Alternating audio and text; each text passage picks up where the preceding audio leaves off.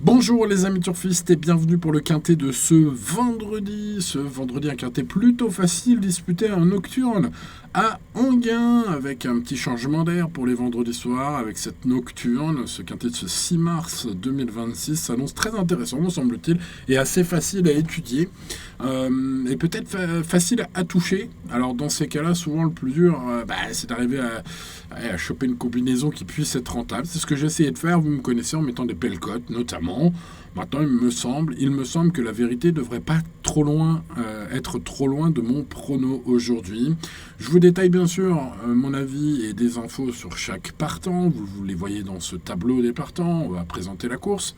Et puis bien sûr, à l'issue de cette étude, je vous donne mes bases, choco, tocard du jour et pronostic complet pour ce vendredi 6 mars. Ça se court à Enghien, je le disais, à 20h15. Réunion en course 8, le prix de Sanary-sur-Mer, course D. Départ à l'Autostar pour ces chevaux de 7 à 11 ans. Il y a pas mal de 7 ans. Il y a pas mal de 8 ans, de 9 ans, et il y a même des chevaux de 10 ans. Voilà, il y a toute la génération des bons vieux tontons qu'on connaît bien. Pas mal ont couru à Vincennes, mais attention, on change de sport. Je rappelle que la piste est plate et en sable à Enghien, avec une ligne droite plus longue qu'à Vincennes. Bref, c'est pas tout à fait le même sport. J'en ai tenu compte, bien évidemment. Allez, étudions tous ces partants, les amis, avant de voir le prono. N'oubliez pas le petit pouce. N'oubliez pas, bien sûr, le petit boost sur la vidéo. Si vous avez ça en stock, un petit commentaire. Vous pouvez partager les vidéos, bien évidemment, et vous abonner à la chaîne. Ce serait fou que ce soit pas encore fait, mais nous sommes à 92 500. Oui, j'ai regardé là ce matin. C'est un chiffre incroyable. Merci à vous, les amis turfistes, vous êtes formidables. Allez, étudions tout cela avec le numéro 1, Horizon Demi. Ce numéro 1 est un concurrent d'expérience. Bien sûr, il aime les départs derrière la voiture lanceuse. C'est un fait marquant de sa carrière. Ses dernières sorties ne reflètent pas sa vraie valeur. Il a connu quelques problèmes de pied, parfois des parcours malheureux aussi un peu. Il a été nettement battu dans la course référence du prix de Sedan à Vincennes. Il a toutefois une aptitude plus avérée aux pistes plates d'Enghien, et donc à Enghien sera mieux. Voilà. Christophe Depoict explique sur Equidia que le cheval est en forme malgré ses récents échecs. Ça peut être un coup de poker amusant. Alors, je ne l'ai pas retenu en tocard du jour, mais faut trouver des cotes dans les quintets avec peu de partants comme celui de ce vendredi. Ouais, il en fait partie. Je le mettrai dans mon ticket combiné, c'est le numéro 1. On passe au numéro 2, Hidalgo de Varennes, qui effectue sa deuxième course pour son nouvel entourage. Il a montré un visage satisfaisant lors de sa rentrée à Laval. Il manquait logiquement pour finir pour cette course-là. Sa carrière marquée par une belle régularité, une victoire de quintet à Cabourg l'été dernier.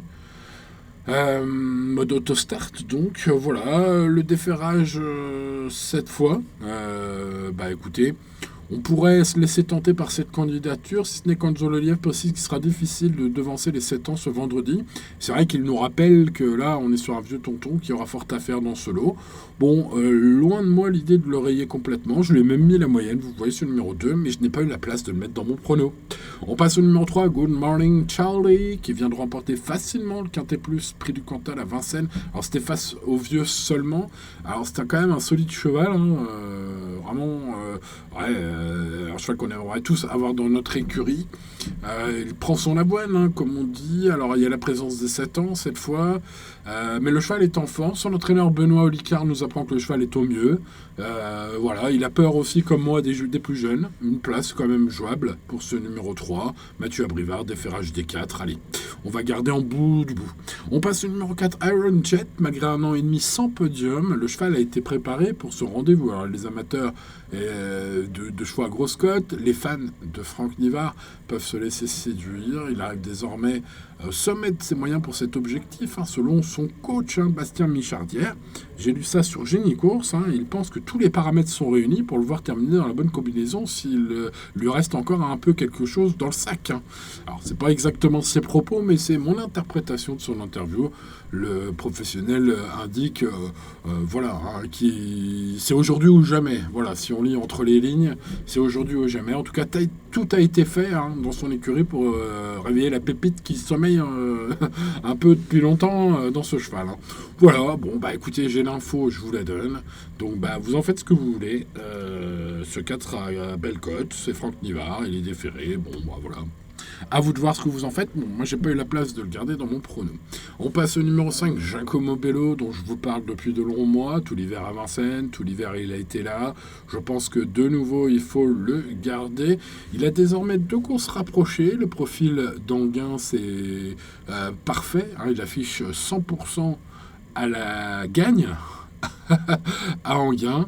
Donc, écoutez, on peut pas faire mieux. Voilà. Donc, aujourd'hui, ce sera pas en or pour moi. L'objectif pour Thomas Lévesque est très clair. Le professionnel est très confiant. C'est c'est mon grandissime préféré aujourd'hui, c'est le numéro 5. Ma grandissime basse quintée en or. Giacomo Bello, le numéro 5. On croise les doigts. Allez, on passe à Gianco Aufort, le numéro 6, qui est un bon cheval qui possède une vitesse de base assez intéressante, qu'il peut tenir assez longtemps. Évidemment, pas assez longtemps pour avoir un parcours de misère, ça comme tout le monde. Il a repris de la fraîcheur après sa dernière sortie ratée à Vincennes. Il a souvent brillé sur les parcours de vitesse. Il compte une victoire en une tentative à Anguin sur longue distance. Donc la vitesse, ça va.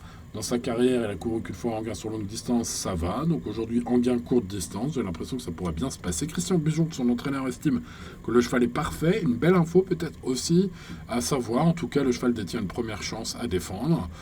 Ça reste un peu tout rien, par contre, ce numéro 6. Donc je vous propose peut-être de le garder en mode tout rien. Vous savez, tout rien, c'est si vous faites 2 tickets, vous le gardez sur un des tickets très hauts, et sur l'autre ticket, vous ne le gardez pas. On passe au numéro 7, Graziella Del, qui est une jument courageuse, mais elle se retrouve ici face à une mission délicate. J'ai noté un 0 sur 2 à Anguin. Elle affronte les jeunes ce vendredi, bien que la forme soit correcte. Ça reste difficile ces derniers temps, et notamment dans ce lot, ça me paraît encore plus dur. Je vous suggère de l'écarter pour cette fois, vu l'opposition. Je n'ai pas gardé ce 7. Passons donc à Youpi Tolville, le numéro 8. Alors on pourrait faire Youpi à l'arrivée, parce que ce cheval-là va être à Bellecote, c'est un finisseur de feu. Anguin, Francouvry, tout est réuni pour qu'il finisse vite, mais trop tard. Mais il existe aussi une chance pour qu'il finisse vite au bon moment. Des fois, Francouvry est chanceux avec sa célèbre façon de driver, sans s'intéresser à la course. Donc, des fois, ça paye. Alors, ça paye pas forcément très souvent. Par contre, quand ça paye, ça paye. Et là, vu sa cote probable, je me suis dit, allez, ça se tente à cette cote. Sachez que Erno Smirzé, son coach, pense qu'il a sa place à l'arrivée s'il a un bon parcours. Je résume sa pensée, mais je pense qu'il pense bien. C'est un excellent candidat. Au statut de tocard du jour, et j'espère, un excellent candidat à l'arrivée, pourquoi pas. Allez, passons au numéro 9, Jaguar du Fan. Le favori logique, ce cheval est très fiable, 5 fois placé sur 5, dont 2 victoires à Anguin, régulier derrière la voiture lanceuse avec 3 podiums sur 5 courses disputées dans ce mode de départ. Jaguar du Fan est un élément doué, il devra composer avec un numéro inconfortable, avec le numéro 9, c'est compliqué.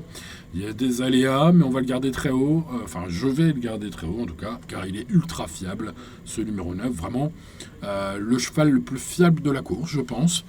Maintenant, ce numéro 9 refroidit quand même un peu, mais pour moi c'est le favori logique quand même, pour des bases de quintet par exemple. On passe à Imhotep Fromentro, le numéro 10. C'est un oncle de 8 ans qui n'impressionne vraiment pas par ses chronos. Vous savez, je fais le papier complètement, j'étudie plein de choses, notamment les chronos. Alors c'est pas terrible de ce point de vue-là. Par contre, je lui accorde une belle note de méfiance quand même, car il est ultra régulier. Il a fait toute sa carrière sur sa régularité. Beaucoup d'accessites d'honneur dans des catégories comparables à celles d'aujourd'hui. Il a même couru quelques quintets. Son entraîneur espère même un podium. J'ai lu ça sur Equidia. Écoutez, Nicolas Rimbaud, il avoue que son numéro 10 derrière la voiture est pas facile à gérer, mais s'il a de la chance dans le parcours, il serait pas surpris d'avoir le podium. Donc écoutez, je vais lui accorder une note de méfiance. Moi, je le vois comme un outsider, 6 parcours en avant. Donc écoutez, ce numéro 10, champ réduit. Allez, on passe au numéro 11, Jos Maza, qui est un concurrent de grande qualité, il effectue un retour à la compétition. Il n'a pas été revu depuis décembre. Alors certes, il ne va pas être à 100%, mais ses travails sont bons, sachez-le. Michel Rottengatter, son coach, l'indique sur Génie Course. Son cheval adore Anguin, hein. Il compte 2 superbes courses en 2 tentatives. Bref, sur sa classe, hein, ce numéro 11 pourra bien sortir de ce mauvais numéro d'entrée de jeu. Va être à cote sympathique. C'est mon choco du jour. Allez, on passe au numéro 12, Gassman Dessa, qui est le doyen de l'épreuve. Semble désormais plus limité face à ses cadets. Sa forme décente, mais sans plus. C'est en 10 ans. Il aura des meilleurs engagements plutôt à réclamer. Je vous conseille donc plutôt de le regarder pour plus tard. Passons à Gisou d'Étang, le numéro 13, qui a beaucoup déçu. C'est un cheval qui avait remporté sa première course du meeting cet hiver à Vincennes. Alors ensuite, c'était un peu poussif, un peu beaucoup poussif, hein. C'est un fils de Paris-Hautfort, ce cheval. Il a beaucoup de mal à tourner à gauche. Et c'est là toute la question. Est-ce qu'il va bien tourner à gauche ou pas ? Alors, Alexa Brivard, piste un peu plus large, un peu plus sableuse, avec une longue ligne droite, contrairement à Vincennes, ça pourrait l'aider quand même, hein. En tout cas, c'est ce qu'indique son coach dans la presse, puisque Christian Bijon pense que la configuration de piste pourrait aider son cheval à tourner mieux, moins pire en tout cas, et se retrouver dans une longue ligne droite qui l'avantage. Bon, si Alex est inspiré, je pense que ça peut être un bon coup, ce 13. Bon, il n'aura pas une cote énorme, hein, vu la redoutable écurie.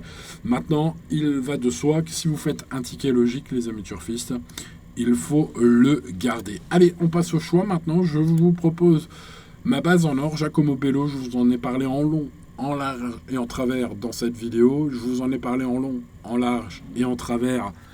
Ben oui, tout l'hiver à Vincennes. Bon, écoutez, il est super performant à Anguin. Donc le changement d'hippodrome, c'est plutôt pour nous, hein. Donc une nouvelle fois, ce numéro 5, ce Giacomo Bello sera donc mon conseil de jeu, les amis turfistes, pour une base quintée en or. Allez, passons au favori implacable, malgré son numéro de départ peu avantageux, Jaguar du Fan, et pour moi le cheval le plus fiable du peloton.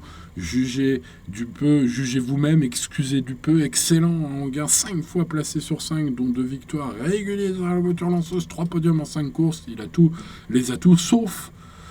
c'est là que le bas blesse, sa position de départ, mais en bon Jaguar, il va se faufiler, ce favori implacable. Le numéro 11, Joss Maza est mon choco du jour. Ce numéro 11 est un concurrent de classe. Il rentre, mais il est déféré des 4. Les bruits d'écurie sont plutôt bons. Je vous les relayé au cours de cette vidéo. Ce numéro 11, choco du jour sans hésitation.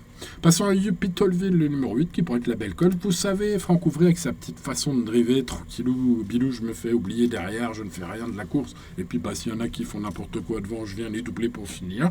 À 40 contre 1, ça pourrait être le joli coup aujourd'hui, parce qu'il a Yuppie Tolville dans les bras et au bout des doigts. Et ce numéro 8, lui, il sait finir ses courses, c'est sa qualité principale. Il a d'ailleurs fini vite, mais trop tard à Laval la dernière fois, comme souvent les chevaux comme ça, comme souvent Yuppie Tolville. Donc c'est risqué, mais à 40 contre 1, le risque, le jeu en vaut la chandelle, les amis turfistes. Voilà pourquoi j'ai choisi le 5, le 9, le 11 et le 8 comme préféré, champ total ou champ réduit.